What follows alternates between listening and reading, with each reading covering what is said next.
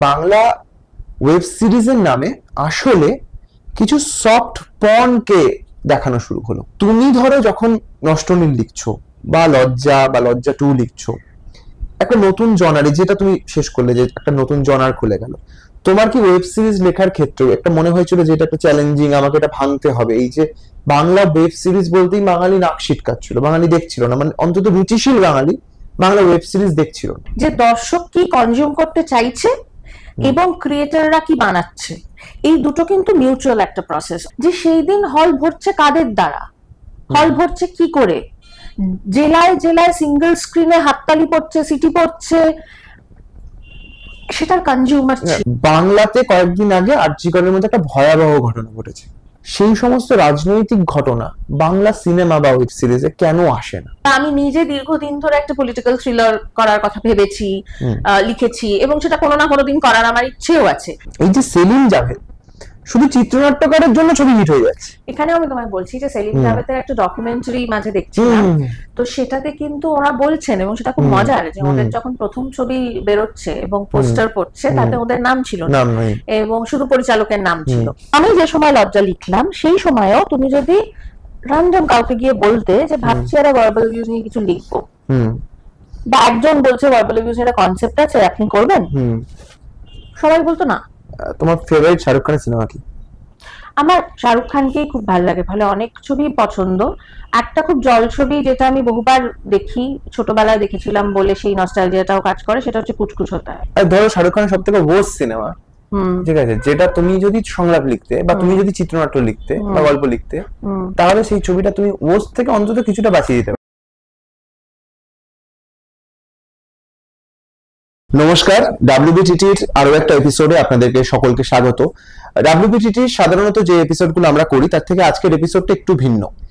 আজকে আমাদের সঙ্গে যিনি রয়েছেন তার অনেকগুলো পরিচয় রয়েছে। তিনি অবশ্যই একজন সাহিত্যিক। কবিতা লেখার জন্য খেলনাবাটি দিনশেষ যে কাব্যগ্রন্থের জন্য তিনি ইতিমধ্যেই যুব সাহিত্য একাডেমি পুরস্কারে পুরস্কৃত হয়েছেন, পেয়েছেন বাংলা একাডেমি, পেয়েছেন কৃত্তিবাস সম্মান। কিন্তু কয়েক বছর ধরে তার কিন্তু আরো একটি নতুন পরিচয় যুক্ত হয়েছে, সেটা হচ্ছে যে তিনি এই মুহূর্তে বাংলা সিনেমা এবং ওয়েব সিরিজের অন্যতম একজন সফল চিত্রনাট্যকার, সংলাপ লেখিকা, এবং তার গল্প বা তার কাহিনী নিয়েও কিন্তু আজ ছবি হচ্ছে। আমার সঙ্গে আজকের অতিথি সম্রাজ্ঞী বন্দ্যোপাধ্যায়। সম্রাজ্ঞীদি, তোমাকে স্বাগত। আমরা মূলত একদম আনকাট একটা আড্ডা করি। আমাদের যে কথাগুলো বলতে ইচ্ছা করে, গল্প করতে ইচ্ছা করে, সেই কথাগুলোই আমরা বলি। নিশ্চয়ই। তোমার সাথে কথা বলতে গিয়ে প্রথমেই যেটা আমার মনে পড়ছে যে দিব্যি তো তুমি সাহিত্য নিয়েছিলে, কবিতা নিয়েছিলে, কবিতা তুমি বারবার বলেছো যে কবিতা তোমার সব থেকে কাছের। হঠাৎ করে এই বাংলা সিনেমা স্ক্রিপ্ট লিখতে আসা বা বাংলা ওয়েব সিরিজের স্ক্রিপ্ট লিখতে আসা হঠাৎ কেন, কোথা থেকে এলো এটা? দেখো, আমার জীবনে না কোনো কিছুই খুব প্ল্যান্ড নয়, মানে আমার জীবনে কোনোদিনই খুব ফোকাস, অ্যাম্বিশন এগুলো ছিল না। আমার লিখতে ভাল লাগে এবং আমার সবভাবে নিজেকে এক্সপ্রেস করতে ভাল লাগে, সেখান থেকেই কবিতা লেখা শুরু। এবং আমি এর আগেও নানান ইন্টারভিউয়ে বলেছি যে আমার চিত্রনাট্য লিখতে আসা বা ছবির জগতে এসে পড়াটা খুবই কাকতালীয়। মানে এমন নয় যে আমি খুব দীর্ঘদিন চেষ্টা করছিলাম, অনেকের সঙ্গে যোগাযোগ করছিলাম, এরকম কোনোটাই নয়। মুখার্জিদার বউ আমার প্রথম রিলিজ ছবি। তো তার আগে আসলে আমাদের পাড়ায় একজন থাকতেন, তিনি আমাকে আমার আঁকা স্কুলে আঁকাও শেখাতেন। তো তিনি একটি ছবি, তার আগে একটি ছবি রিলিজ করেছিল, রঞ্জয় রায়চৌধুরী তার নাম। তো তিনি তার দ্বিতীয় ছবি চেষ্টা করছিলেন তখন, এবং আমি লিখি তিনি জানতেন। তো তিনি এসে আমাকে বলেন চিত্রনাট্য লেখার জন্য, এবং আমি তখন জানিও না চিত্রনাট্য কি করে লিখতে হয়। তো সেইটা আমার মনে আছে, আমি একটু চেষ্টা করেছিলাম লেখার।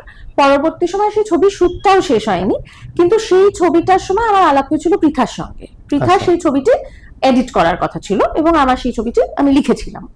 তো সেই ছবিটি ফাইনালি হয় না, কিন্তু পৃথাকে যখন উইন্ডোজ অ্যাপ্রোচ করে ছবির জন্য, তখন পৃথা গল্প খুঁজছিল এবং যে গল্প শোনাচ্ছিল হয়তো তখন ক্লিক করছিল না। তো সেইখান থেকে আমার এই ফিল্ম ইন্ডাস্ট্রিতে এসে পড়া বা ছবি হওয়া। এবং আমি কবিতা লিখছিলাম, সেটা তো আমার সবসময় বলেছি সেটা আমার জীবনের খুব কাছাকাছি, কিন্তু তখন আসলে আমি একটু পুরোদস্তুর চাকরি করতাম, তখন আমি পড়াতাম। এবং ওই যেটা বলছি যে দিব্যি তো ছিলে, যেটা তুমি বললে, সত্যি আমি দিব্যি ছিলাম। একটা চাকরি, সংসার, কবিতা এই নিয়েই আমার জীবন কাটছিল। হঠাৎ করে এখানে এসে পড়া, এবং আমার কাছে যেটা মনে হয়েছিল যে লেখার আর একটা জনার আমার কাছে খুলে গেল এবং আমার এক্সপ্রেস করতে ভালো লাগে নিজেকে, ফলে আমি সেটা কন্টিনিউ করলাম। আমার একটা খুব অপ্রিয় প্রশ্ন আছে, সেটা হচ্ছে যে বাংলা ওয়েব সিরিজ বলতেই আমরা দেখেছি দীর্ঘদিন ধরে, যখন থেকে বাংলা ওয়েব সিরিজ এলো প্রথম, তার আগে নেটফ্লিক্সে আমরা স্যাক্রেড গেমস এর মতো সিরিজ দেখে নিয়েছি, কিন্তু যখন বাংলায় ওয়েব সিরিজ এলো আমরা দেখলাম, আমি কোনো নির্দিষ্ট ওটিটি প্ল্যাটফর্মের নাম বলছি না, কিন্তু বহু ক্ষেত্রে আমি দেখলাম যে বাংলা ওয়েব সিরিজের নামে আসলে কিছু সফট পর্নকে দেখানো শুরু হলো।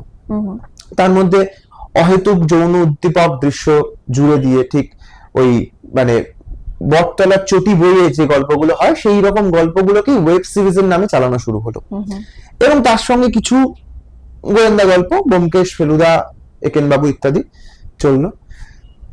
এই যে তুমি ধরো যখন নষ্টনীল লিখছো বা লজ্জা 2 লিখছো, একটা নতুন জনারে, যেটা তুমি শেষ করলে যে একটা নতুন জনার খুলে গেল, তোমার কি ওয়েব সিরিজ লেখার ক্ষেত্রে একটা মনে হয়েছিল যে এটা একটা চ্যালেঞ্জিং, আমাকে এটা ভাঙতে হবে? এই যে বাংলা ওয়েব সিরিজ বলতেই বাঙালি নাক সিটকাচ্ছিল, বাঙালি দেখছিল না, মানে অন্তত রুচিশীল বাঙালি বাংলা ওয়েব সিরিজ দেখছিল না। আজকে যখন আমি তোমার এই পডকাস্টটা করতে আসছি, তখন আমাকে যখন জিজ্ঞেস করছে যে সম্রাজ্ঞী বন্দ্যোপাধ্যায়, তখন আমি যখন তার পরিচয় দিচ্ছি যে লজ্জা 2 এই সিরিজটা দেখেছিস, সে বলছে হ্যাঁ দেখেছি। তার লেখিকার সঙ্গে আমি আজকে একটা পডকাস্ট করতে যাচ্ছি। তো এইটা আমার প্রশ্ন, যে এই জায়গাটায় এই যে ভাঙনটা হলো, এই একটা নতুন জনার তৈরি হলো বাংলা ওয়েব সিরিজ, এটা তুমি কিভাবে দেখলে বা কিভাবে ভাঙলে? অপ্রিয় প্রশ্ন হলেও জরুরি প্রশ্ন, কিন্তু সেখানে আমি একটা অন্য পাল্টা প্রশ্ন করতে চাই, যে বাঙালি দেখছিল না বা রুচিশীল বাঙালি দেখছিল না, কোন ডেটা বলছে এই কথা? না, হয়তো দেখছিল বা হয়তো দেখছিল, এই কথাটাতেই আমি আসতে চাই। সেটা হচ্ছে কনজিউমার না থাকলে কোনোদিন সেই প্রোডাক্ট তৈরি হবে না। সুতরাং এই দর্শকটাও তো নেই, মানে দর্শককে যা দেখাবে না, এই একটা জায়গায় কিন্তু এই নিয়ে যেহেতু সারাক্ষণ কথা হয় যে দর্শক কিছু পাচ্ছে না বলে আসলে দর্শক এটা দেখছে, এটা আমি কিন্তু কোনোদিনই করে বিশ্বাস করি না। কারণ এটা একটা ভীষণ মিউচুয়াল প্রসেস, যে দর্শক কি কনজিউম করতে চাইছে এবং ক্রিয়েটররা কি বানাচ্ছে, এই দুটো কিন্তু মিউচুয়াল একটা প্রসেস। অর্থাৎ তুমি দেখবে যে ধরো আজকে তারা মায়ানগরের মতো ছবি হচ্ছে, দেখছে না দর্শক। কোন দর্শক? তাহলে তারা পেলেও দেখছে না, হয়তো দেখছে না। তার মানে যদি আমি তোমার ভাষায় রুচিশীল বাঙালি বলে কোট আনকোট কারুর কথা বলি, তাহলে সেটা সংখ্যা কত? খুবই নগণ্য। তার মানে আমি সেই জায়গাটা থেকে ফিরে আসি, তুমি যেটাকে সফট পর্ন বলছো, whatever the content is, কিন্তু আমার একটা বক্তব্য হচ্ছে যে ধরো যে সময় তুমি বলছো যে নেটফ্লিক্স, বা আমি নাম নিচ্ছি না, ধরো যে পশ্চিমবঙ্গের বা বাংলা ভাষায় নয় এমন যে সমস্ত ওটিটি তখন এসে গেছে, কিন্তু কোভিড আসার আগে বাঙালিরা কিন্তু তখনও খুব ওটিটি মুখী হয়নি, ওটিটি নির্ভর হয়নি।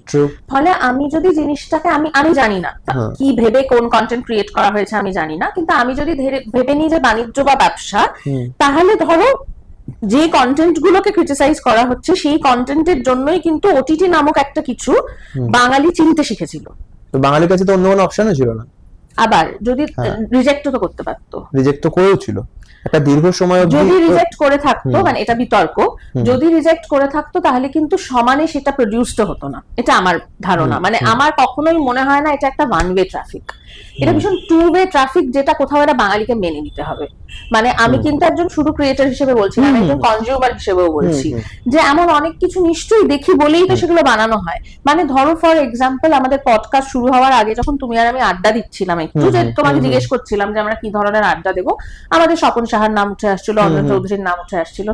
তো ধরো একটা সময় অব্দি সবাই নাক সিটকেছে যে এটা কি ছবি বানানো হচ্ছে, হ্যাঁ, এবং বলা হয়েছে যে আমি আবারও পরিচালকদের নাম করছি না, যে তারপরে একটা জোয়ার এলো যখন প্রায় বাঙালিকে সেভ করা হলো এদের হাত থেকে। কিন্তু আমরা আজকে জানি, বা সেদিনও জানতাম, যে সেই দিন হল ভরছে কাদের দ্বারা, হল ভরছে কি করে, জেলায় জেলায় সিঙ্গেল স্ক্রিনে হাততালি পড়ছে, সিটি পড়ছে, সেটার কনজিউমার ছিল। তোমার এটা একটা বড় বিতর্কের জায়গা, বিতর্ক, এবং আমি দুটোকে এক করে দিচ্ছি না, আমি মানে যে সেটা খুব কোয়ালিটি কন্টেন্ট তা তো নয়। নয়, কিন্তু আমি শুধু বলতে চাইছি যে সেই বিচারের জায়গাটায় বা বিচারকের ভূমিকায় আমি নিজেকে বসাতে চাই না। তার কারণ আমার সবসময় মনে হয় যে এটা ওয়ান ওয়ে ট্রাফিক নয়, এবং সময় পেরিয়ে গেলে হয়তো বিচার হবে, সেটা মাস বিচার করুক, আমি নিজেকে বিচারকের জায়গায় বসাতে চাই না। এবার তোমার সেকেন্ড ভাগ যে প্রশ্ন, যে আমি যখন লিখতে এলাম তখন আমার মনে হলো কিনা যে আমি কিছু ভাঙবো বা ইত্যাদি। দেখো আমার এখনো মনে আছে, আমি যখন প্রথম ছবি থেকে ওটিটি লিখতে এলাম, আমি প্রথম যে মিটিং হয় তাতে আমি এইটাই বলেছিলাম যে আমি কি লিখতে পারি বা না পারি আমারও তো একটা সম্যক ধারণা আছে, বা নেইও। ধরো আজকে আমি যা লিখিনি তা কোনোদিন পারবো না তা নয়, কিন্তু কি লিখতে চাই বা না চাই সেটা সম্পর্কে একটা সম্যক ধারণা আছে। তো আমি তখন বলেইছিলাম যে আমি কিন্তু হয়তো সমস্ত জনের লিখতে চাইও না। তো তখন আমাকে ভাঙতে হয়নি, আমাকে ডাকা হয়েছিল তখন আমাকে এটাই বলা হয়েছিল যে বাংলা ওটিটিতে তখন নতুন ধরনের গল্প খোঁজা হচ্ছে এবং একটা দিক পরিবর্তনের কথা তখন ভাবা হচ্ছে। তো সেরকম একটা সময় আমি বলবো যে আমার সামনে ওটিটির পৃথিবীটা খোলে, যে আমি খুব কিছু একটা রেফরমেশন করব বলে করলাম এরকমটা নয়। আবারও আমি বলবো যে এটা দ্বিপাক্ষিক, কারণ ধরো আমি বলছি আমি আজকে চাইলেই কিছুই হবে না, কারণ একটা প্রজেক্ট তো সকলকে মিলে ভাবতে হবে। আমি এখান থেকেই আমার পরের প্রশ্নটাই যাব, যে তুমি যেটাকে বলছো যে ধরো তুমি লিখছো, তুমি তো একজন কন্টেন্ট ক্রিয়েটর হিসেবে লিখছো, এবং বাংলার একাধিক বড় প্রযোজনা সংস্থার সঙ্গে তুমি যুক্ত। আমি বলছি ধরো ওয়েব সিরিজ তুমি নিশ্চিত ভাবে দেখো, ভারতীয় ওয়েব সিরিজ দেখো, বিদেশের ওয়েব সিরিজও দেখো। আমি যদি ভারতের ওয়েব সিরিজের কথাই বলি, বিগত 5-7 বছর বা 10 বছরে যে কাজ হয়েছে, আমি যদি দেশের দিকে তাকাই, আমি দেখবো সেখানে কিন্তু এমন বহু ওয়েব সিরিজ হয়েছে বা সিনেমা হয়েছে যেখানে সরাসরি রাজনীতির কথা এসছে। হয়তো সেটা দলীয় সংসদীয় রাজনীতির কথা নয়, কিন্তু রাজনীতির কথা এসছে। আর্টিকেল 15 এর মতো ছবি হয়েছে। আবার ধরো খুব রিসেন্ট আমার মনে পড়ছে যে মানে আমার ব্যক্তিগতভাবে ভীষণ প্রিয় একটা সিরিজ, সেটা হচ্ছে দিল্লি ক্রাইমস। শেফালি শাহ একটা অসম্ভব ভালো অভিনয় করেন ওখানে। বাংলাতে কয়েকদিন আগে আরজিকরের মধ্যে একটা ভয়াবহ ঘটনা ঘটেছে, এবং তারপর যে মানে একটা নাগরিক আন্দোলন প্রায় পশ্চিমবঙ্গ জুড়ে হয়েছে। আমাদের এখানে যে ওয়েব সিরিজ হয়, বা আমাদের এখানে যে এর আগেও এই ধরনের, শুধু আরজিকর নয়, এর আগেও পার্ক স্ট্রিট কাণ্ডের ঘটনা ঘটেছে, বা স্ক্যাম 1992 হয়েছে, সেরকম আমাদের মানে হিন্দিতে একটা সিরিজ হয়েছে প্রচন্ড হিট। বাংলাতে এরকম স্ক্যাম হয়েছে। আমি শুধুমাত্র সারদা বা ইত্যাদি এইসব বলছি না, আমি বলছি যে বাংলাতে ওই সঞ্চয়িতার মতো স্ক্যামও হয়েছে। কিন্তু এই যে ঘটনা, মরিচঝাপির মতো ঘটনা, সেই সমস্ত রাজনৈতিক ঘটনা বাংলা সিনেমা বা ওয়েব সিরিজে কেন আসে না? একটু আগে আমি মায়ানগরের কথা বলছিলাম না, মায়ানগর তুমি নিশ্চয়ই দেখেছো, ট্রেলারটা দেখেছেন, ছবিটা রাখুনি। ছবিটা যদি দেখতে জানতে যে তাতে ভয়ঙ্কর ভাবে রাজনীতি এসছে এবং স্ক্যাম এসছে, এবং সারদা চিটফান্ডের রেফারেন্স সেখানে ভিন্ন জায়গায় ছড়িয়ে আছে। কিন্তু এইটাই বোধহয় সমস্যাটা, যে দেখো মায়ানগর তত লোক দেখেনি। আমি বারবার এই জায়গাটায় ফিরবো সম্রাজ্ঞী, আমি কিন্তু মূল ধারার ওয়েব সিরিজ বা সিনেমার কথা বলছি। মায়ানগর কিন্তু একটা নিউজ দর্শকের ছবি। তুমি যে তার আগেই আমাকে বললে না যে ভালো জিনিস তো হচ্ছে না, তাহলে দর্শক কোনটা দেখবে? তো আমার বক্তব্য যে এটা নিশ কে ঠিক করে দিল? তুমি যদি মায়ানগর দেখো তুমি বুঝবে এখানে এমন কিছু নেই যেটা বোঝা যায় না।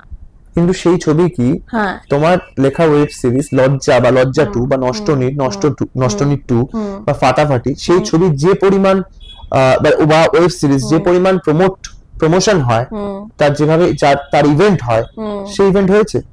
তার প্রযোজক কি সেই ইভেন্ট করতে পেরেছে? আমি বলতে চাইছি একদম মেইনস্ট্রিম বাংলা ছবি বা বাংলা ওয়েব সিরিজ যারা বানাচ্ছেন, যারা সেটাকে একদম মানে যে সিরিজটা দেখবেও না, তার ফেসবুকেও সে স্ক্রল করতে করতে তার কাছে চলে আসছে, কারণ সেটা তার প্রমোশন। সেই যারা করছে তারা কি করছে? বলছো যে মেইনস্ট্রিম প্রোডাকশন হাউসগুলো থেকে কেন এই ধরনের কাজ হচ্ছে? মানে আমি একদম নাম করে বলছি, খাকি 2 এর মতো সিরিজ মেইনস্ট্রিম, নীরজ পান্ডা একজন মেইনস্ট্রিম পরিচালক, তিনি বানাচ্ছেন, এবং সেটা আসছে নেটফ্লিক্স এর মতো একটা প্ল্যাটফর্মে, এবং সেটা দেখে বাঙালি দর্শক বলছে এই দেখো সিপিএম এর আমলে এই হতো, হয়তো হতো বা হয়তো হতো না, হয়তো পারে ফিকশন, হতে পারে বাস্তব, আমি জানি না। কিন্তু এই কাজটা বাঙালি স্ক্রিপ্ট রাইটাররা সাহস করে বা বাঙালি কন্টেন্ট ক্রিয়েটররা সাহস করে কবে করবেন? আমি আবার আমি বিচারকের আসনে থেকে বলতে পারবো না যে এটা সাহসের অভাব কিনা, কিন্তু আমি এটা বলতে পারি যে বাংলায় কিন্তু বারংবার পলিটিক্যাল ড্রামা করার কথা হচ্ছে। মানে আমি সেটা ধরো যখন কাজ করছি বা ইত্যাদি করার ভিন্ন সময় কথা হয়েছে, কোনো কারণে হয়তো সেই প্রজেক্টটা হয়নি বা ইত্যাদি, বা আমি নিজে দীর্ঘদিন ধরে একটা পলিটিক্যাল থ্রিলার করার কথা ভেবেছি, লিখেছি, এবং সেটা কোনো না কোনো দিন করার আমার ইচ্ছেও আছে। কিন্তু ওই যে আমি বললাম যে কন্টেন্ট যেহেতু খুব ইন্ডিভিজুয়াল প্রোডাক্ট না, সেটা সবাইকে চাইতে হবে। এবার ধরো আমি তো ভীষণ যৎসামান্য একটা জায়গায় আছি যেখান থেকে আমি একটা জিনিস লিখতে পারি, কিন্তু যারা বানাবেন, যারা প্রডিউস করবেন, সকলকে রাজি হতে হবে প্রথমত সেটা। এবং আমি আবার বলছি যে আমার আসলে কাজ করতে আসার আগের এবং পরের ধারণায় এত তফাৎ যে ওই আর কি, মানুষ কোনটা কনজিউম করেন বা করেন না এটা খুব ডিফিকাল্ট টু সে। আমি জানি না, হতেই পারে যে কালকে বাংলায় একটা ভীষণ রিয়েল ইভেন্টস নিয়ে পলিটিক্যাল ড্রামা হলো এবং সেটা দারুণ হিট করলো, সেটা হতে পারে। কিন্তু আবার এটাও হতে পারে যে যে বাঙালি দর্শক হিন্দিতে একটা জিনিস দেখছে সেই একই জিনিস বাংলায় দেখলো না, এবং এটা দীর্ঘ সময় হয়েছে। মানে আমি পলিটিক্যাল নয়, কিন্তু আমি তোমাকে একটা এক্সাম্পল দিচ্ছি যে ধরো এই মুহূর্তে শুধু পশ্চিমবঙ্গ কেন, আমি বলবো দেশের ভিন্ন জায়গায়, পৃথিবীর ভিন্ন জায়গায় যে শোটা নিয়ে ভীষণ কথা হচ্ছে, পলিটিক্যাল শো নয় কিন্তু অ্যাডোলেসেন্স নিয়ে প্রচন্ড কথা হচ্ছে। তো ধরো আমরা কিন্তু নিজেরাই যখন বারংবার অ্যাডোলেসেন্স নিয়ে, মানে আমি বলছি যারা ক্রিয়েট করছে কন্টেন্ট, নিজেদের মধ্যে যখন বারংবার কথা বলছি, আমি কিন্তু তোমাকে সত্যি বলছি যে বাঙালি দর্শক আজকে একটা বিদেশি প্ল্যাটফর্মে বা ন্যাশনাল প্ল্যাটফর্মে অ্যাডোলেসেন্স দেখবে, তুমি অ্যাডোলেসেন্সের মতো একটা কোনো প্রোডাক্ট যদি আজকে বাংলার ওটিটিতে নিয়ে ফেলো, আমি তোমাকে বলছি দর্শক পাবে না তুমি। তখন বলা হবে যে ভীষণ স্লো কন্টেন্ট, তখন বলা হবে যে একই সিন চলছে, যেটা নিয়ে আজকে বাহবা করা দেওয়া হচ্ছে, কারণ আমরা ভিন্ন সময় দেখেছি। এবার আমি বলছি যে এইগুলোর তো ডেটার তো মারপ্যাচ থাকে, ডেটারও একটা রাজনীতি থাকে, সেই রাজনীতিটার আমি পুরোটা জানি না, হয়তো আমাকে আরো অনেকগুলো বছর কাজ করতে হবে সেই গোটা রাজনীতিটা বুঝতে বা রপ্ত করতে।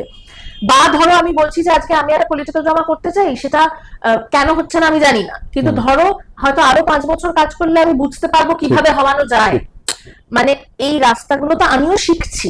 আচ্ছা, এই যে ধরো তুমি একজন চিত্রনাট্যকার হিসেবে যখন কাজ করো, চিত্রনাট্যকারের নামটা সেটা কতটা মানুষের কাছে অব্দি পৌঁছয় বলে তোমার মনে হয়?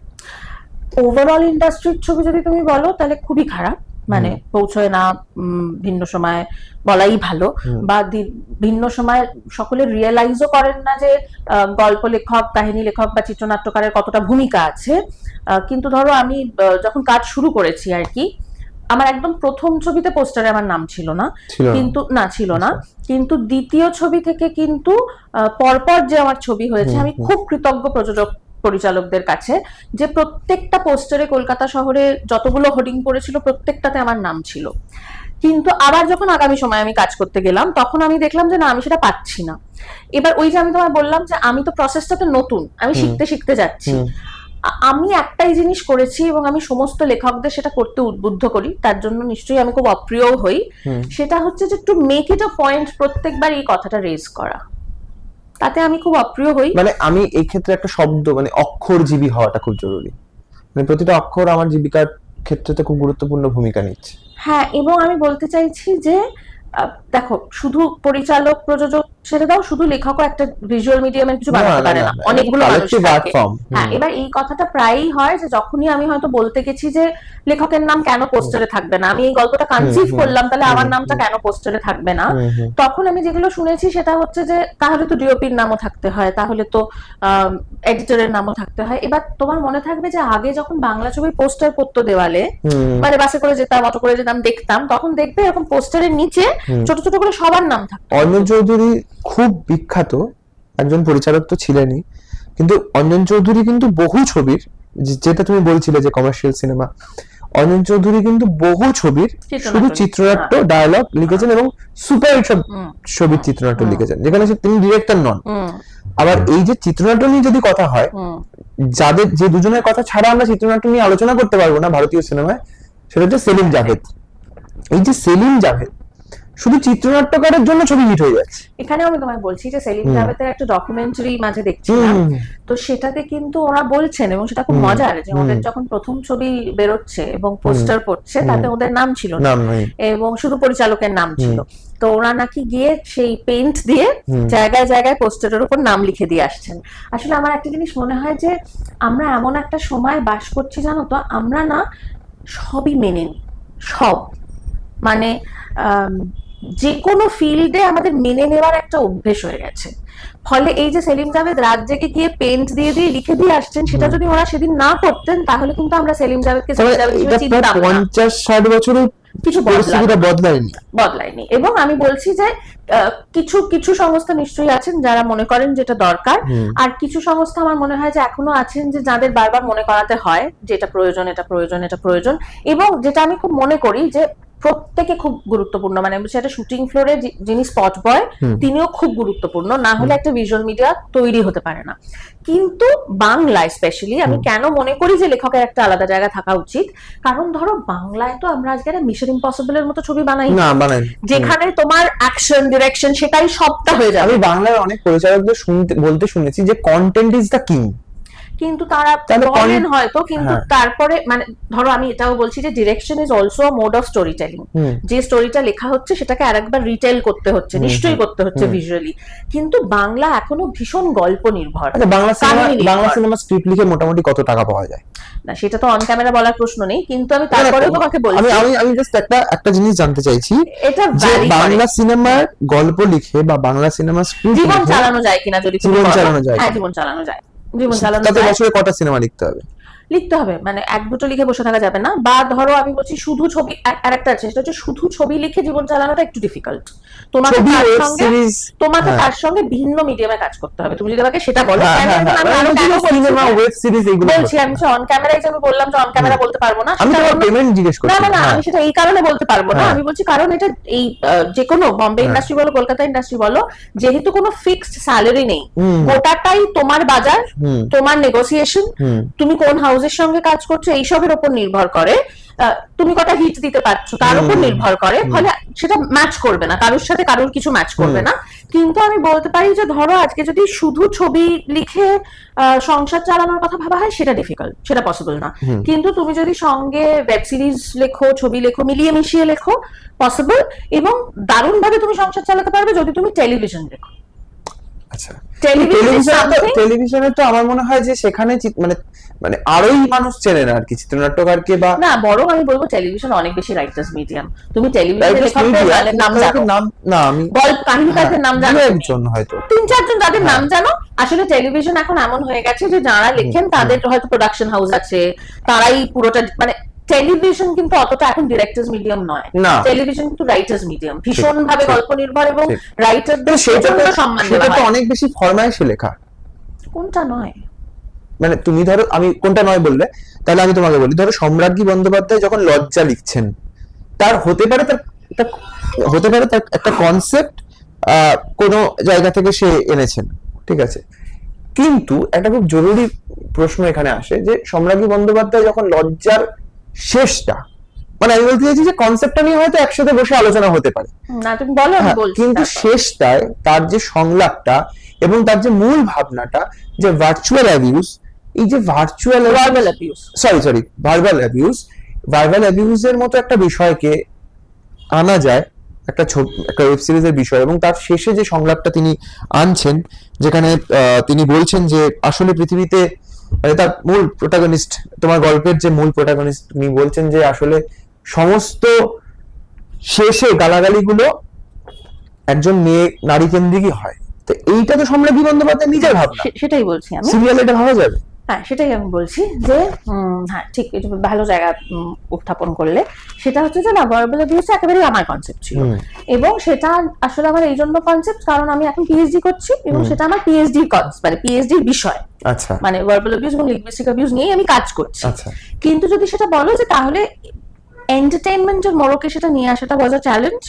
এবং এটাও এইভাবে হয় যে দেখো আসলে ফরমাইশি কেন আমি বলছি, তার কারণ হচ্ছে তোমরা বুঝবে যে এক ধরনের কন্টেন্ট তখন ওয়ার্ক করলে সেই ধরনের কন্টেন্ট ক্রিয়েট করার একটা চাপ বলো, ফরমাইশ বলো, সেটা থাকে। এবার আমি বলছি এই জায়গাটা খানিকটা বুদ্ধির খেলা এবং আবার লাকের খেলা। মানে ধরো আমি বলছি যে আজকে আমি বললাম যে আমি ভার্বাল অ্যাবিউজ নিয়ে একটা কিছু করতে চাই, আমি প্রথমত এটা বলবো যে মানে শ্রীকান্ত মোহতার কথা বলছি, শ্রীকান্তকে আমি অনেকখানি কৃতজ্ঞতা জানাবো, এবং হইচই এর কন্টেন্ট নিয়ে এখন দেখেন সেরাদি। তার কারণ হচ্ছে যে ধরো আমার ইচ্ছে করতে পারে, কিন্তু সেটা যে করা যাবে সেটা তো কাউকে একটা স্যাংশন করতে হবে বা কাউকে একটা বলতে হবে। তো সেইটা তারা রাজি হয়েছিলেন। এইবার তুমি যেটা বলছো যে সেটা তো আমার নিজের কথা, ঠিক, সেটা সিরিয়ালে সম্ভব? এটাই আমি বলছি তোমাকে, সিরিয়াল বদলাচ্ছে প্রথমত। দ্বিতীয়ত হচ্ছে যে আমাকেও কিন্তু ধরো আজকে আমি বলছি আমি যে সময় লজ্জা লিখলাম সেই সময়ও তুমি যদি র্যান্ডম কাউকে গিয়ে বলতে যে ভাবছি একটা ভার্বাল অ্যাবিউজ নিয়ে কিছু লিখবো, বা একজন বলছে ভার্বাল অ্যাবিউজ এর কনসেপ্ট আছে আপনি করবেন, সবাই বলতো না। লজ্জা যেদিন আমি লিখছি তার আগে আসলে একটা মুখার্জিদার বউ হয়ে গেছে, তার আগে একটা নষ্টনীর হয়ে গেছে, ফাটাফাটি আমার গল্প না, জিনিয়াদির গল্প, কিন্তু ওগুলোর সংলাপ লিখেছি। ততদিনে মানুষের কোথাও একটা বিশ্বাসটা এসছে যে আমি এন্টারটেইনমেন্ট প্যাকেজটাও বুঝি। ব্রহ্মা জানেন, গোপন কম্মতিও বোধহয় তোমার সংলাপ। ব্রহ্মা জানেন আমার সংলাপ, মানে ব্রহ্মা জানেন, ফাটাফাটি, বাবা বেবিও, এই তিনটেই জিনিয়াদির গল্প, তো জিনিয়া সেন। তো ততদিনে এই বিশ্বাসটা এসছে, যেখান থেকে কিন্তু আজকে কেউ সাহস করে বলেছে যে আচ্ছা চলো ভার্বাল অ্যাবিউজ নিয়ে একটা কিছু করি, এটা নিয়ে আগে হয়নি। কেন? কারণ তারা এই বিশ্বাসটা রাখতে পেরেছেন যে এটাকে একাডেমিক পেপারের মতো লাগবে না, এটার একটা বাণিজ্যিক ভ্যালু থাকবে, এটার যে কমার্শিয়াল অ্যাসপেক্টটা সেটা সম্রাজ্ঞী এনে দিতে পারবে। এবার আমি বলতে চাইছি তার মানে তো কোথাও এখানেও ফরমাইশটা ঢুকে গেছে। বা ধরো আমি বলছি যে আমি আজকে আমার পিএইচডি রিসার্চে যখন ভার্বাল অ্যাবিউজ নিয়ে কাজ করছি তখন যে সূক্ষ্মভাবে যা কিছু ডিল করছি সেটা নিশ্চয়ই আমি এখানে পারবো না, পারার কথাও নয়। কারণ ভার্বাল অ্যাবিউজের মতো একটা কঠিন কনসেপ্ট যদি সবার কাছে প্রথমে নিয়ে যেতে হয় তোমার সেটাকে মাসি করতেই হবে। এবার যদি আমি সিরিয়ালের কথায় আসি, এই যে তুমি যে সংলাপটার কথা বললে, চাইলে করা যায়, জানো তো, মানে আমি সিরিয়াল লিখেছি খুব কম দিন, 7 দিন থেকে 10 দিন আমি সিরিয়ালের সংলাপ লিখেছি, জানতাম না। হ্যাঁ, তো তারপর আমি লিখিনি, সেটা একটা অন্য কারণ, সেটা ইন্টারনাল কনফ্লিক্ট ছিল এবং আমার টিমটার সঙ্গে খুব পোষাচ্ছিল না ইত্যাদি। এবং আমি একটা মানুষ যে খুব ওপেন, মানে কবিতা লিখি বলে সিরিয়ালে নাকশিট করবো, অঞ্জন চৌধুরীতে নাকশিট করবো আমার নেই। আমি একই সঙ্গে ঋত্বিক, সত্যজিৎ, মৃণাল সেনও দেখতে পারি, আমি অঞ্জন চৌধুরীও চাইলে দেখে নিতে পারবো, আমি শাহরুখ খানও দেখি, আমার কোনো অসুবিধা নেই। ফলে আমার সিরিয়াল লিখতে গিয়ে প্রথম যেটা মনে হয়েছিল যে আচ্ছা এইটা জানি না, এই জটটা জানি না, এটা শিখতে হবে, এবং আমি সিরিয়ালে সংলাপ লিখতে গেছিলাম। প্রথমত আমার মনে হয়েছিল সিরিয়ালে সংলাপ লেখা প্রচন্ড চ্যালেঞ্জিং, যে কোনো মিডিয়ামের থেকে বেশি। তার কারণ হচ্ছে পুরোপুরি ফরমাইশ বেসড, কিন্তু তোমার তো ইচ্ছে করবে তোমার সিগনেচার রাখতে তাতে। এবার ধরো আমি এখানে একটা উদাহরণ দিচ্ছি যে 10 দিন আমি সংলাপ লিখেছিলাম, পাতি একটা ড্রয়িং রুমের দৃশ্য, একটা বসার ঘর, এবং তাতে একটা নর্মাল বসার ঘরের পারিবারিক দৃশ্য, যেখানে রান্না বান্না, উৎসবে যে মা মাসিরা রান্না করতেন সেই সব নিয়ে কথা হচ্ছে। তো আমার মনে আছে যে ওই যে মানে আমি যখন লিখবো আমি তো চেষ্টা করবো আমার মতো করেই লিখতে, তো আমি তাতে একটা সংলাপ রেখেছিলাম। আমি ভাবছিলাম যেটা ফেলে দেওয়া হবে কিনা, যে মায়ের আঁচলের হলুদ কিন্তু খুব ওভারহাইপড একটা ব্যাপার, মানে বাড়ির কোনো একজন মেয়ে বলছে যে কারণ মাদেরও যে রান্না করতে কষ্ট হতো সেটার কথা তো কেউ ভাবে না, নস্টালজিয়ায় শুধু বলা হয় যে মায়ের আঁচলের হলুদ। তো ধরো আমি বলছি অ্যাপারেন্টলি হয়তো মনে হতে পারে যে এটা তো ঠিক সিরিয়ালের সংলাপ নয়, বা সিরিয়ালে তো এই ধরনের কোনো মেসেজ অ্যাপারেন্টলি ভাবা হয় যে প্রপাগেট করার কথা নয়, কিন্তু আমি বলছি যে ধরো সেটা কিন্তু টেলিকাস্ট হয়েছে, দর্শকের ভালো লেগেছিল, সবই। আমার না মনে হয় কোথাও মিডিয়ামের গ্রামার গুলোকে খুব ভালো করে শিখে নিলে নিজের পলিটিক্সটাকে রেখে কাজ করা সম্ভব। তুমি কিছু কথা বললে শাহরুখ খানের সিনেমা খুব ভালো লাগে, তোমার ফেভারিট শাহরুখ খানের সিনেমা কি? আমার শাহরুখ খানকেই খুব ভালো লাগে, ফলে অনেক ছবি পছন্দ।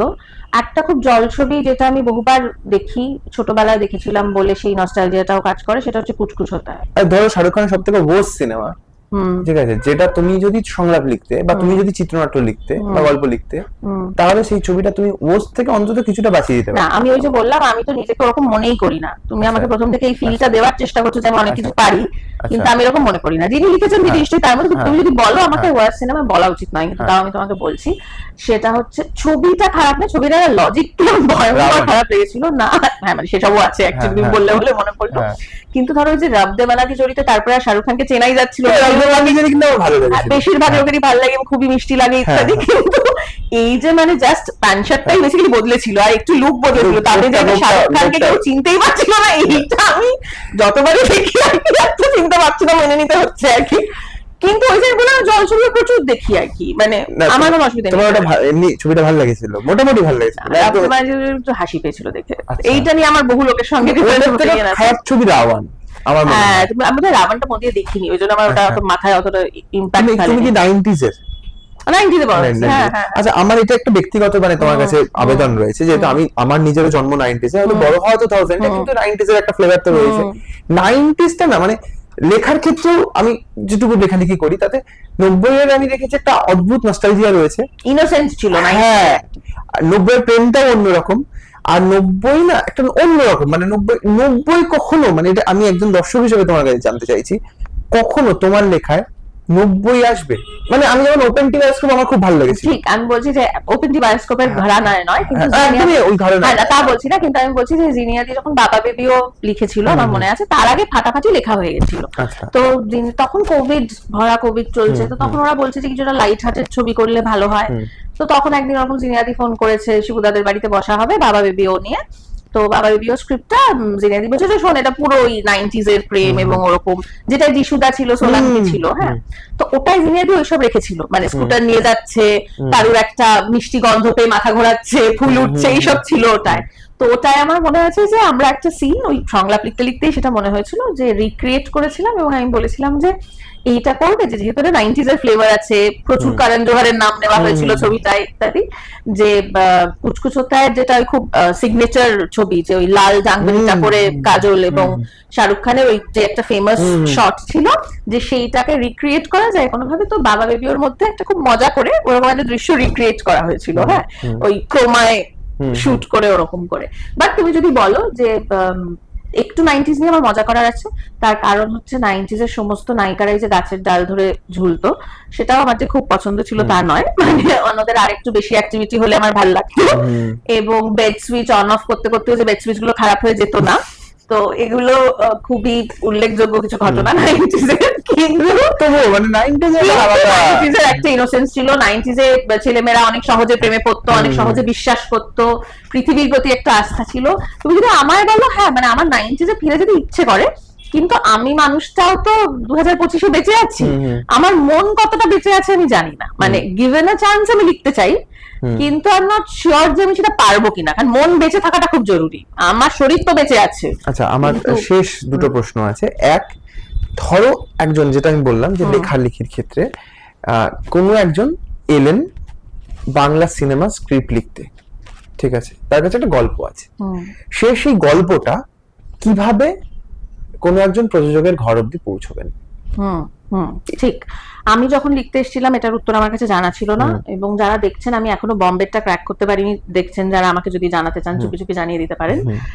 কিন্তু হ্যাঁ, যদি বাংলার কন্টেন্টের কথা বলা হয় তাহলে আমি বলবো আমার কাজ করতে গিয়ে যেটা মনে হয়েছে যে প্রত্যেকটা প্রোডাকশন হাউসের কিছু ইপি থাকেন, এক্সিকিউটিভ প্রোডিউসার, এই পোস্টে যারা চাকরি করেন, আমার মনে হয় যদি তাদের প্রোফাইল একটু খুঁজে দেখা হয়, যে কোন কোম্পানিতে কারা এক্সিকিউটিভ প্রোডিউসার রয়েছেন, বা কারা কন্টেন্ট হেড রয়েছেন, কারা কন্টেন্ট দেখছেন, এবং আজকে লিঙ্কডইন প্রোফাইল ইত্যাদি খুব সহজে অ্যাক্সেসিবল, তো একটু যদি সেইগুলো রিসার্চ করে, ইন্টারনেট আসার তো এই সুবিধাগুলো আমাদের হয়েছে যে সোশ্যাল মিডিয়া, লিঙ্কডইন ইত্যাদিতে খুঁজে যদি তাদেরকে একটু রিচ করা যায়, তাহলে কিন্তু আমার ডেফিনেটলি মনে হয় যে ওই রাস্তাটা কিন্তু খোলা আছে, যে চাইলে কিন্তু একটা গল্প গিয়ে শোনানো যায়। আচ্ছা, মানে গল্প কেউ একজন যদি মনে করে সে শোনাতে পারে। হ্যাঁ, কিন্তু ওইটা আমি আবারও বলবো যে যেহেতু ইন্ডাস্ট্রি খুব কম্পিটিটিভ, যে কোনো ইন্ডাস্ট্রি কম্পিটিটিভ, ফিল্ম ইন্ডাস্ট্রি আরো কম্পিটিটিভ, সেহেতু আমি একটা মানে সাজেশন থাকবে, যদি ইয়াং কেউ এরকম ভাবে যে যাব, যে গল্পটা নিয়ে তিনি যাবেন, ওই কারণ সুযোগ না বারবার হবে না, মিটিং এর সুযোগটা হয়তো একবারই হলো, তো আইডিয়ালি যেন উল্টো দিকের মানুষটার মনে না হয় যে আমার সময়টা নষ্ট হলো। এইটা আমার একটা সাজেশন থাকবে, যে ওই যেটা আমরা আবার অফ দ্য ক্যামেরা তুমি আর আমি গল্প করছিলাম, যে মেধার সঙ্গে যেন ওই পরিশ্রমটাও থাকে, যে আমি কাকে পিচ করছি, সেখানে কি ধরনের কন্টেন্ট হয়, আমার গল্পটাকে আমি কিভাবে প্লেস করব, এবং যেটা আমি একেবারে জানতাম না, এই যে পিচ করাটাও তো একটা শেখা, যে আমি কিভাবে আমার গল্পটাকে সেল করব, সেটা একদম আমাদের না শেখানো হয় না, বিশেষত মধ্যবিত্ত পরিবারে না সেল শব্দটার সঙ্গে তো খুব বিরোধ আছে। ব্যবসা বাণিজ্য তো ভালো চোখে দেখা হয়, আর সেখানে ক্রিয়েটিভ একটা আর্ট ফর্মকে তুমি বিক্রি করতে চলে যাচ্ছ, সেটা তো ভয়ঙ্কর পাপ। কিন্তু যদি সত্যি প্রোডাকশন হাউসে গল্প শোনাতে যেতে হয়, তার আগে একটুখানি কিভাবে পিচ করব, গল্পের ওয়ান লাইনারটাকে আমি কিভাবে ভাববো, এগুলো একটু লাস্ট প্রশ্ন, আমার অনেক প্রশ্ন ছিল, সেগুলো আমরা নিশ্চয়ই অন্য কোনো একদিন আবার করব, অফ দ্য ক্যামেরা চাকরি দেখতে আমরা আড্ডা। হ্যাঁ, কিন্তু আজকে মানে অন ক্যামেরাই করব কোনো একদিন, অন্যদিন। কিন্তু আজকে যেটা অন ক্যামেরা আমাদের শেষ প্রশ্ন, সেটা অন হচ্ছে ক্যামেরা আমি আমার তো মানে অলরেডি হ্যাঁ। ইমেজে দফা করেছি একটু আগে, যা সব আমি বললাম 90s এর ছবি নিয়ে, যাই হোক। না সেটা হচ্ছে যে তুমি ধরো, আমার মনে হয় যে তুমি শিবপ্রসাদ নন্দিতা রায়ের প্রযোজনা উইন্ডোজে কাজ করেছো, তাদের এক ধরনের কাজ করার ঘরানা। আবার শ্রীকান্ত মহতা, মহেন্দ্র সোনির সঙ্গে তুমি কাজ করেছো, এসবিএফ তুমি কাজ করেছো। এই যে প্রায় পরস্পর বিপরীত দুটো প্রোডাকশন হাউস বা কম্পিটিটিভ, দুটোর মধ্যে বেশ একটা কম্পিটিশন রয়েছে, সুস্থ প্রতিযোগিতা রয়েছে, সুস্থ প্রতিযোগিতা থাকা দরকারও বলে আমার মনে হয়। এই দুজনের, আমি বলবো না যে কে ভালো কে খারাপ, এই সমস্ত বিষয় প্রশ্ন আমি তোমাকে করবো না, আমি জাস্ট তোমাকে সিম্পল জিজ্ঞেস করছি কাজ করার প্রসেসটা দুজনের কিরকম আর কি, বা কতটা ভিন্ন নাকি একই রকম, এটা জানার চেষ্টা করবো প্রযোজক হিসেবে। এটা আসলে খুব বড় একটা প্রশ্ন, মানে এটা এরকম পডকাস্টের শেষ প্রশ্ন হিসেবে উত্তর দেওয়া খুব ডিফিকাল্ট। প্রথমে বলি যে আমি জীবনের কাছে খুব কৃতজ্ঞ যে আমি এদের সঙ্গে কাজ করতে পেরেছি। তার দুটো কারণ, জানো তো, মানে এমন নয় যে এরা বিখ্যাত বলে। আমি এই জন্য কৃতজ্ঞ, তার কারণ হচ্ছে যে কোনো মানুষ যখন সাকসেসফুল হন, এটা জীবন আমাকে ক্রমশ শিখিয়েছে যে তাদের না কিছু একটা এক্স ফ্যাক্টর থাকে যার জন্য তারা সাকসেসফুল। তো তাদের সঙ্গে কাজ করতে পারলে তাদের থেকে কিছু না কিছু শেখা যায়। তো দুজনের ক্ষেত্রে আমি বলবো যে আমি যদি শুধু প্রযোজক হিসেবে বলি, তাহলে দুজনেরই প্রধান কোয়ালিটির কথা বলবো যে অসম্ভব ইনভেস্টেড। মানে আজকে মনে হতে পারে যে ওরা এত কাজ করেন, তাহলে বোধহয় শুধু নিজের কাজেই ইনভেস্টেড না। ওদের প্রযোজনা সংস্থা থেকে যদি কোনো ছবি হয়, যদি কোনো ওয়েব সিরিজ হয়, তাহলে ওরা অসম্ভব ইনভেস্টেড। আর সেই ইনভেস্টেডটা এরকম নয় যে আমি কত ব্যবসা করতে পারবো, সেই ইনভেস্টেডটা একেবারে ওই ওয়ান লাইনার থেকে শুরু হয়, যে এই ওয়ান লাইনারটা দর্শক নেবে কিনা। এমনকি মানে শিবুদাদের সঙ্গে কাজ করতে গিয়ে নন্দিতাদির তো স্ক্রিপ্টে যথেষ্ট ইনভেস্টমেন্ট থাকে, ওর বক্তব্য থাকে এবং ওর এডিটিং স্কিল দারুণ। এবং শিবপ্রসাদ দারও আমি দেখেছি, যেহেতু উনি নিজে লেখেন, উনি সংলাপ লেখেন, উনি লেখেন এবং নন্দিতাদিও লেখেন, ওদের যে ইনপুট গুলো থাকে, মানে আমি দেখেছি যে স্ক্রিপ্ট শুনে কিন্তু ওরা বলে দিতে পারেন যে এখানে হাততালি পড়বে, এখানে কাঁদবে, এই যে চোখটা। আর শ্রীকান্তার ক্ষেত্রে আমি দেখেছি যে যখন কোনো এপিসোড শোনানো হয় ওয়েব সিরিজের বা কিছু, এমন কোন ফিডব্যাক তো তার আগে অনেকগুলো রাউন্ড করে হয়তো আমরা শ্রীকান্তাকে শোনাতে গেছি একটা গল্প বা কিছু, যে ফিডব্যাক গুলো দেন না, সেটার সঙ্গে এই যে দীর্ঘ বছরের এক্সপিরিয়েন্সটা জড়িয়ে থাকে। হয়তো খুব সামান্য একটা ফিডব্যাক, খুব ছোট্ট একটা ফিডব্যাক, কিন্তু সেটা না স্টোরি টেলিং এর ফরম্যাটকেও মাঝে মাঝে বদলে দিতে পারে। বা খেয়াল করে দেখেছি যে হয়তো এই ছোট্ট একটা ফিডব্যাকের জন্য জিনিসটা দর্শকের কাছে অনেক সহজে রিচ করে গেল। তো আমি দুজনেরই যদি কমন কোয়ালিটি বলি, প্রথমত আমি বলি যে একেবারেই বিপরীতমুখী নয়। কারণ দেখবেন যে কোনো রাজনৈতিক বিতর্কে যতই তর্ক বিতর্ক হোক, তারা যখন স্টুডিও ছেড়ে বেরোন সবাই একসঙ্গে গল্প করতে করতেই বেরোন। ফলে শ্রীকান্তা এবং শিবুদানন্দিতাদিরও খুবই সৌহার্দ্যপূর্ণ সম্পর্ক এবং একদমই তাই। এবং ইন্ডাস্ট্রি খুব ছোট্ট, তো সকলেই সকলের পাশে থেকে কাজ করেন। কিন্তু আমি যদি দুজনেরই কোয়ালিটির কথা বলি, সেটা হচ্ছে সবচেয়ে বড় হচ্ছে দর্শককে বোঝা। কারণ দিনের শেষে এখানে আমরা যতই আর্ট প্র্যাকটিস করি, সেই আর্টটা তো প্র্যাকটিস করে যে যার ঘরে রেখে দেবো না। প্রযোজক হিসেবে তোমাকে যখন তুমি লিখছো, কতটা লিবার্টি দেন, আমি এটা জানতে চাইছি। লিবার্টির প্রশ্নে, স্বাধীনতার প্রশ্নে। ভালো প্রযোজক বোধহয় তখনই হওয়া যায় যখন ইম্পোজিং হয় না, ডিসরেসপেক্টফুল হন না এরা কেউ কখনো। মানে আমি এদের সঙ্গে কাজ করতে গিয়ে একবারের জন্য কোনোদিন অসম্মানিত বোধ করিনি। এত বড় মাপের নয়, সেরকম মানুষদের থেকে অসম্মানিত বোধ করেছি কখনো, কিন্তু এদের থেকে কখনো করিনি অসম্মানিত বোধ। মানে এদের সামনে শুনিয়ে যদি ওদের মনে হয় যেটা হচ্ছে না, ওদের বড়জোর বক্তব্য থাকবে যে একটু একটু শিবুদা যেরকম আপনি বলেন যে একটু দেখুন না এটা এরকম করা যায় কিনা, শ্রীকান্তা তুই বলে, আপনি বলেন, কারণ শিবুদা বেশিরভাগ মানুষকেই আপনি বলে, আর শ্রীকান্তা আবার তুই বলে। তো শিবুদা হয়তো বলে যে আপনি দেখুন তো এই জায়গাটা এরকম করে লেখা যায় কিনা, বা শ্রীকান্তা হয়তো বলবে যে এই জায়গাটা আমার মনে হচ্ছে জানিস তো দর্শক বুঝবে না, একটু দেখ তো এই জায়গাটা কি করা যায়। কিন্তু আমি বলছি যে সেইটার মধ্যে না খুব ভালো শিক্ষকের পরিচয় আছে, ক্রিয়েটিভ ইনপুট শ্রীকান্ত দেন, অ্যাবসলিউটলি দেন, এবং ওর সমস্ত কিছুতে ইনভেস্টমেন্ট আছে। মানে আমি বলছি যে ওই ইনভেস্টমেন্ট শব্দটা শুনলে তো আমাদের মনে হয় না, আমি বলছি যে কি হয়, প্রযোজক শুনলেই আমাদের মনে হয় যে শুধু মানিটারি ইনভেস্টমেন্ট, কিন্তু সফল প্রযোজক তখনই হওয়া সম্ভব যখন তার ইনভেস্টমেন্টটা কন্টেন্টে থাকবে, লুকে থাকবে, ভিজুয়ালি হবে। এক লাইনে শেষ প্রশ্ন, রবীন্দ্রনাথ না শঙ্খ ঘোষ? এটা কিন্তু কোনো প্রশ্নই হতে পারে না। না তুমি একটা জাস্ট যে কোনো, আমি পারবো না এটা বলতে। আমি দুজনে। তোমার জাপনে কে থাকেন? আর মুশকিল এটা, মানে রবীন্দ্রনাথ না থাকলে আমি মানুষটা যখন বড় হচ্ছি আমি সেফটি হতাম না। আবার রবীন্দ্রনাথকে তো আমি রবীন্দ্রনাথের সঙ্গে বসে তো আমার চা খাওয়ার সুযোগ হয়নি। শঙ্করবাবুর সাথে শঙ্করবাবুর সঙ্গে, শঙ্করবাবু চা খাননি, আমি খেয়েছি, কিন্তু শঙ্করবাবুর বাড়িতে চা খাওয়ার সুযোগ হয়েছে, সন্দেশ খাওয়ার সুযোগ হয়েছে এবং অসম্ভব প্রশ্রয় পেয়েছি। তো এখন যদি বলো যে মানে ব্যক্তিগত স্তরে তো আমি রবীন্দ্রনাথ, আবার এগুলো খুব ডিফিকাল্ট প্রশ্ন, ব্যক্তিগত স্তরেও তো রবীন্দ্রনাথকে পেয়েছি, এরকম ডিস্টেন্সে বসিনি আলাদা বিষয়, যখন বইটা পড়েছি মনে তো হয়েছে যে পাশেই বসে আছে। এটা আমি বলতে পারবো না রবীন্দ্রনাথ না শঙ্কর। তোমার জীবনে একটা প্রিয় কবিতা আমাদের দর্শকদের জন্য? অনেক কবিতা, আমি তো কবিতার মধ্যেই থাকতাম, এইসব না, এই র্যাপিড ফায়ারের মতো করে কবিতা নিয়ে প্রশ্ন হয় না। একটা কবিতা তোমার থেকে শুনতে চাইছি। মানে কার লেখা? তোমার যেটা তোমার নিজের লেখা কবিতা হতে পারে। না, নিজের লেখা কবিতা তো মানে নিজের পছন্দের নিজেরই লেখা কবিতার এত নার্সিসিস্ট আমি নই। আচ্ছা, হ্যাঁ, তো কিন্তু তাহলে আমি একটু খুঁজে বার করতে হবে, কারণ আমার স্মৃতিশক্তি খুব ভালো না। শঙ্করবাবুরই কোনো একটা কবিতা তাহলে আমি পড়তে পারি। খুবই বহু প্রচলিত কবিতা, কিন্তু আমার যেহেতু খুব পছন্দের, হ্যাঁ আমার খুব পছন্দের কবিতা এবং ভীষণ ওই অর্গানিক ভীষণ পপুলার কবিতা, কিন্তু তাও পড়ছি কারণ আমার খুব পছন্দের কবিতা। হাতের উপর হাত রাখা খুব সহজ নয়, সারা জীবন বইতে পারা সহজ নয়। এ কথা খুব সহজ, কিন্তু কে না জানে সহজ কথা ঠিক ততটা সহজ নয়। পায়ের ভিতর মাতাল, আমার পায়ের নিচে মাতাল, এই মদের কাছে সবাই ঋণী। ঝলমলে ঘোর দুপুর বেলাও সঙ্গে থাকে হাঁ করা ওই গঙ্গা তীরের চণ্ডালিনী। সেই সনাতন ভরসাহীনা অশ্রুহীনা, তুমি আমার সব সময়ের সঙ্গিনী না। তুমি আমায় সুখ দেবে তা সহজ নয়, তুমি আমায় দুঃখ দেবে সহজ নয়। অনেক ধন্যবাদ সম্রাগীদি আমাদেরকে এতটা সময় দেওয়ার জন্য। আমাদের দর্শকদের জন্য খালি একবার বলে দিতে বলবো যে আমাদের চ্যানেলটা খুব নতুন, আমরা শুরু করেছি, আমরা চেষ্টা করছি একটু নতুন কিছু করার। WBTT what Bengal things today, একটু সবাইকে লাইক, কমেন্ট এন্ড সাবস্ক্রাইব করার জন্য। ঠিক, হোয়াট বেঙ্গল থিংস টুডে এই চ্যানেলটি আপনারা লাইক, কমেন্ট বা সাবস্ক্রাইব, শেয়ার সবই করবেন। কেন করবেন? কারণ আপনারা প্রশ্নের ধরন দেখেই বুঝতে পেরেছেন যে বিপজ্জনক প্রশ্ন করা হয়, রিল তৈরি করার মতো অনেক প্রশ্ন করা হয়, ফলে অবশ্যই আপনাদের কাজের মধ্যে এটা দেখতে ভালো লাগবে। মানে এটার জন্য জোর করে আপনাদের লাইক করতে হবে না, আমার মনে হচ্ছে এমনি স্বতঃস্ফূর্ত ভাবে আপনারা করবেন। তো এটাকে লাইক করে দেবেন, আর কন্টেন্ট ভালো লাগলে কমেন্ট করবেন, শেয়ার করবেন, সব দায়িত্ব পালন করেছি।